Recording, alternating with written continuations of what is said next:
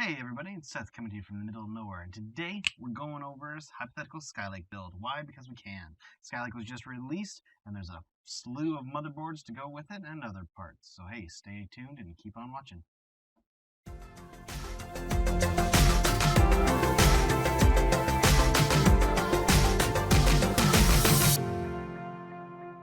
Today's mission, should we accept it, to build a computer using Skylake and the latest Z170 chipset for under $2,000. This build will assume several things: that you, as the builder, will have peripherals such as a keyboard, mouse, and a monitor. It will not assume that you have an operating system, so we are going to purchase Windows 10 Home Edition. However, if you do have Windows 8.1 and you haven't done that free downgrade, hopefully it's not downgrade, that free upgrade, you'll have that, and that will shave off about $100. So that's good. That gives you more wiggle room for other upgrades. We are going to be using PCPartPicker.com. I used these guys to build my last computer a couple years ago. It is a great resource. I'd highly recommend it for really anybody. It's also got a forum, so you can get involved with the community and ask questions if you're more of a novice builder. You can also peruse the other builds that are going on and see what else is being done, so you can kind of take and copy and emulate and all that good stuff. Really recommend it. The great thing about PC Part Picker, as well as having a variety of parts, is that it does price comparison for several sites out there, and it's ever growing. Really, the community can get involved. I myself was able to get some parts when I was first pricing out my computer a couple years ago, added to the database, as well as stores that they didn't have available. So for instance, they might have had one part that only had a price for Newegg and NCIX, but I found it on Amazon.com as well, and at a cheaper price. The cool thing about this too is that there is even graph charts that kind of go over what the price of things are at any given time. It includes rebates, sales. I don't know how they do it, but they update the prices, and it's great. So for instance, the build that I just created actually went up $30 from the last 2 days because of a rebate and sale had expired. So again, PCPartPicker.com, highly recommend it. So here we are with the Hypothetically Speaking Skylake under 2K build. You can see down here that we basically got to 1974 and change. It's cutting it close. We have the Intel Core i5-6600 at 3.5 gigahertz, quad-core processor. It does not have hyper-threading.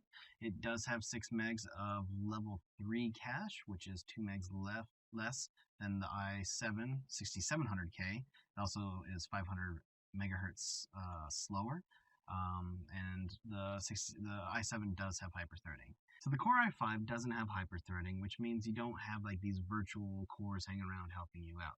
Do you need hyper-threading is the question you need to ask before you justify spending about $100, $110 more on the i7. The person who would benefit most from hyper-threading and even more physical cores, so like getting a Xeon or even the X99 Extreme version processors, sorry, I guess X99 is a chipset, but the Extreme processors, are content creators. So if you edit video, if you do 3D modeling, if you do heavy, even probably Photoshop. I know Photoshop loves the RAM, it loves the threads. So any kind of creation, that is going to warrant spending a little bit more. If you're mostly into gaming and you do email and you do some writing on Word or whatever else, Excel isn't going to cut it, or isn't going to need it. So really consider what you are doing before you make the price jump. So that's what, and that's why we're settling on the i5 at this point. For cooling, we're going with a closed water loop from Cooler Master. It is the Neptune 240M, and we will just look at that real quick. So we don't have any pictures, unfortunately, but it is nice, I can tell you that much. It's highly regarded. It's been well reviewed. The Silencio fans that come with it means that you're not going to really need to replace them, which is always good. It means they're quiet. They're quiet, they do their job, and you don't have to worry about replacements. My Corsair H100i, the fans were a little bit noisy. I replaced them with some Noctua NF12s, and couldn't be happier. So the Silencio, this is something I actually wouldn't mind trying. Having said that, the game has been upped, the bar has been raised. EK has released their own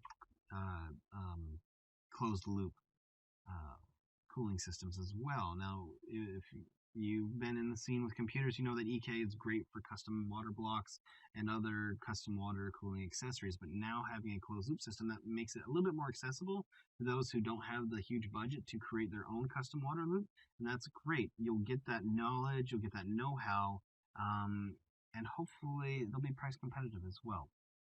All right, let's move on to the motherboard. I went with the Gigabyte GA7170X Gaming 7 motherboard for several reasons, and mostly because of the features it has. It has, this is a gorgeous board, as well as aesthetics. It reminds me of Speed Racer with the white and the red and of course the black. Now, again, with the Z170, what you're gaining is it supports up to 64 gigs of DDR4 RAM. You get also the benefit of having USB 3.1 super speed with a Type-C port right here in the middle underneath the LAN, as well as a 3.1 Type-A, which is also going to be backwards compatible. You get a plethora of other USB 3.0 ports. These are USB DAC up ports that I believe can also be programmed to be just regular USB 2.0 ports as well. What these do is provide a cleaner power signal supposedly to your DAC for audio equipment. Whether or not this would work with something like the Sound Blaster X7, which is an amp, a DAC, and headphone amp all in one, I'm not certain. They also features a killer LAN port as well as an Intel LAN port, and of course gold-plated audio ports with an optical SPDIF as well. So lots of options to choose from. There's lots of good lighting too. So another thing that's kind of becoming more prevalent, especially with these newer motherboards, is the I/O shield has lighting, because I don't know if any of you have experienced this, but when you try and get back to the back of a machine, it can be sometimes hard to see things. So that light is going to come in handy, if you don't, especially if you don't have a phone or a flashlight to illuminate your way. Other things that drew me to this motherboard, rather not enjoying, is the 3 SATA Express ports over here.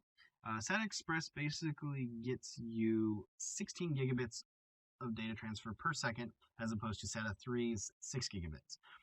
The thing that's coming along with the C170 is seems to be like the focus seems to be higher data transfer speeds all around, be it from peripherals for USB 3.1, be it for hard drives for SATA Express, and other hard drives using the M.2, which we'll get to in a moment. Other features include the reinforced PCI slots that have nice steel reinforcement. The one thing that Gigabyte touts about this motherboard as well is the high audio chip we have. I'm just going to scroll down here. This Creative Soundcore 3D, which gets you a lot of the features present in the external Sound Blaster X7, which means the onboard sound might be really good. I don't know, but that is a hope. You get replaceable op amps as well, and some other cool things. And again, here's that DAC up USB port. Kind of explains. You get the cleaner power signal, which then provides less noise, supposedly. I've done a little research on this, and it could be more of a gimmick than anything, kind of like, buying and paying out the nose for monster cables. So who knows? Again, we have the killer Ethernet, as well as the, and that's right here, Nvidia Gigabit LAN as well. This motherboard does support two-way SLI and three-way crossfire, which is always good. Here it talks about a little bit about those reinforced PCI slots. So there's some anchor points. Now I do want to get to the M.2. Now this is another kind of storage form you've been seeing pop up since I want to say Z97 motherboards came out, and it's another form of flash storage. The cool thing about M.2 with using the PCI lanes is you get up to 32 gigabits per second. Again, SATA 3, 6 gigabits per second. M.2, 32 gigabits per second. That is a huge increase. This kind of leads directly into our storage solutions. And I kind of went with two Samsung 850 Evo 250 gigabyte M.2 solid state drives, M.2, excuse me. The price to capacity seems pretty good. Samsung, again, going with what I know and what is been touted as being good. Samsung makes some great solid storage SSD solutions, and the good thing about this Gigabyte motherboard, which is why I went with two of them, you can put these suckers in RAID. There are two slots, put them in there, put them in RAID mode, boom, you got a nice fast system disk right here. Well, with 250 gigs, you probably only really need about 128 gigs for just an operation OS install. But with 250, you can also put you have room left to put in some really key programs as well that you're going to be using a lot. We also have a Samsung A50 Evo 500 gigabyte solid state drive. Again, put more of those programs or games that you're going to be playing a lot. And then we went and rounded it out with a nice Western Digital Black Series 3 terabyte platter drive running at 7,200 RPMs. This is going to be your data drive, essentially. You can use it as a backup. You can use it just to put in files or even programs that you're not going to use a lot. Then we have our RAM. I went with something I'm familiar with, and that's G.Skill. Right now I have the Sniper Series DDR3 1866 in my rig. The Ripjaws 5 series was just released. I went for a 16 gigabyte kit with 4 sticks at 4 gigabytes each. This is 6600 speed memory. So I kind of went middle of the road. I didn't go extreme speed. I didn't go base speed either. I went for a 4-stick kit because it seems to be a little bit cheaper than getting 2 8-gig sticks. But if you want to expand your memory to 32 gigs, well, you should probably consider getting 2 8-gigabyte sticks instead.